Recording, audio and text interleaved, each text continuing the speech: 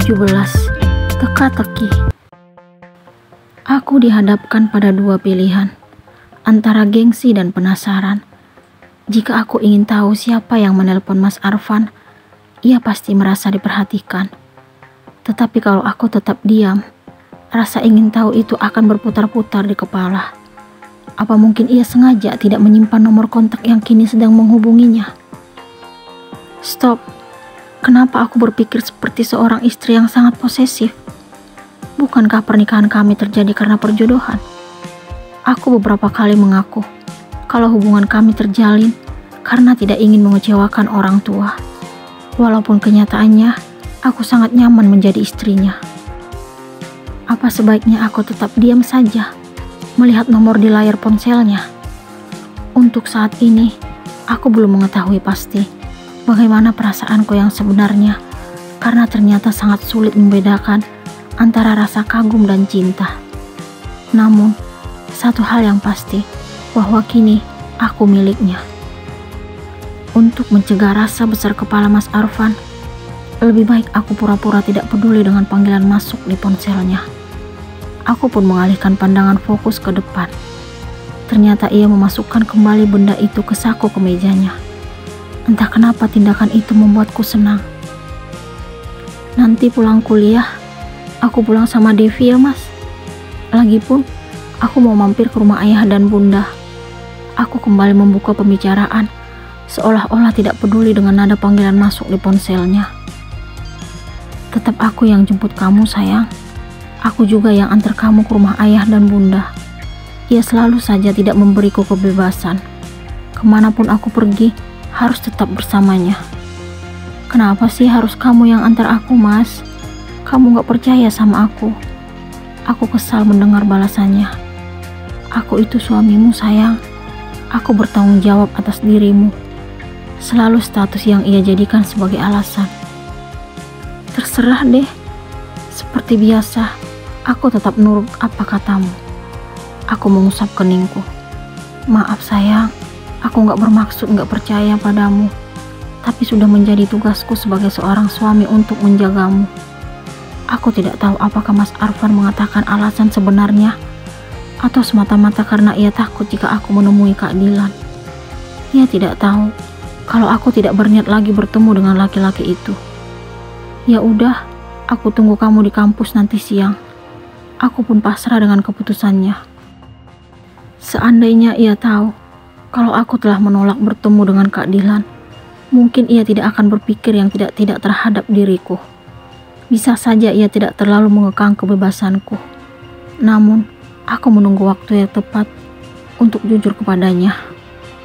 Satu hal yang paling aku pikirkan saat ini adalah nomor kontak yang telah menghubunginya.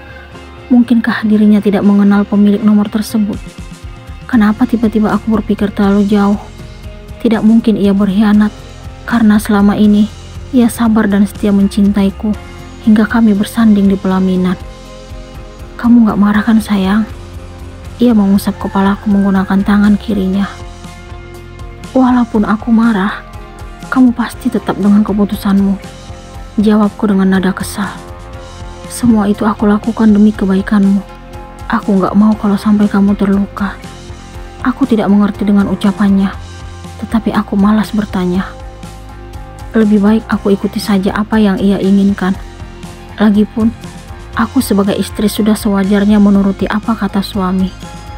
Mungkin dirinya bersikap seperti itu karena besarnya rasa cinta yang ia miliki. Benar kata Devi, aku harus bersyukur memiliki suami seperti Mas Arfan. Akhirnya, aku kembali menghempaskan tubuh ke tempat tidur di rumah ayah dan bunda. Kamar ini menjadi saksi bisu atas apa yang kulakukan sebelum menyandang status sebagai istri. Dulu, aku berharap akan meninggalkan rumah ini setelah lulus kuliah dan menikah dengan laki-laki yang aku cintai. Akan tetapi, harapan itu tidak sesuai dengan kenyataan. Saat aku masih berstatus sebagai mahasiswi, aku telah memiliki suami dan harus meninggalkan kamar ini.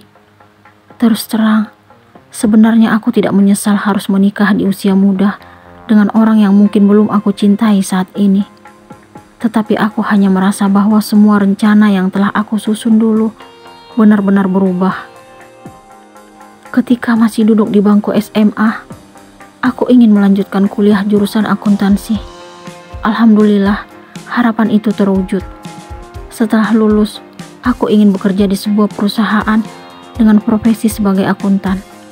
Mungkinkah Mas Arfan memberikan aku izin bekerja setelah wisuda nanti? Aku berharap semoga ia mengerti dengan keinginanku.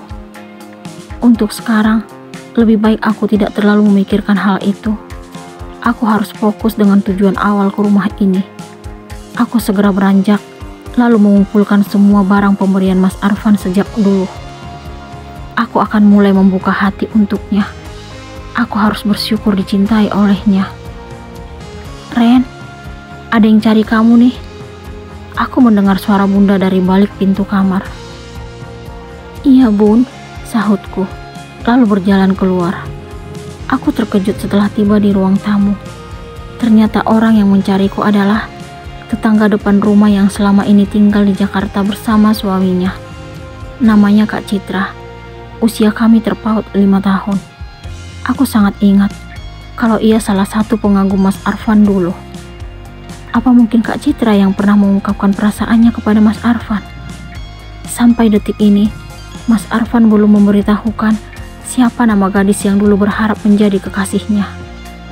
Walaupun benar kalau Kak Citra yang Mas Arfan maksud, aku tidak perlu mempermasalahkan itu.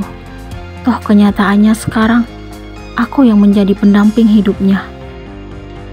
Kak Citra, apa kabar? Kapan sampainya? Aku langsung menyalami wanita itu, lalu duduk di samping kanannya. Mungkin kurang baik, Ren. Aku udah beberapa hari di sini. Kurang baik? Apa maksud Kak Citra? Kurang baik gimana maksudnya, Kak? Tanyaku ingin tahu. Nanti deh aku cerita. Oke, Kak. Mungkin Kak Citra tidak ingin berbagi cerita denganku. Arfan gak ikut? What? Kenapa sekarang ia menyebut Arfan, bukan Fandi?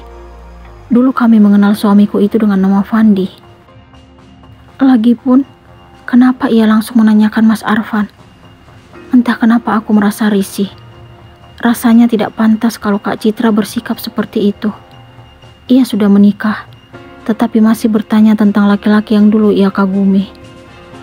Kakak udah tahu kalau aku nikah sama Mas Arfan?